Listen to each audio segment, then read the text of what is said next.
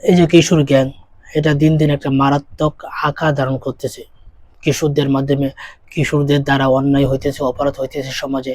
তারা তাদের অপরাধের মাত্রাটা খুব বাড়িয়ে দিতেছে এবং তারা অপরাধ করতে খুব ভয়, সামান্য পর্যন্ত ভয় করতেছে না। সামান্য একটা বিষয় নিয়ে, ছোট্টখাটো একটা বিষয় নিয়ে তারা মানুষকে হত্যা করতে পর্যন্ত ভয় পাচ্ছে না।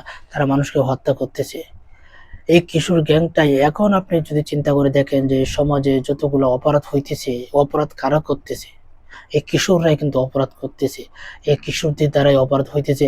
এই কিশোররা তারা তাদের অপরাধ মাত্রা খুব বাড়িয়ে দিয়েছে।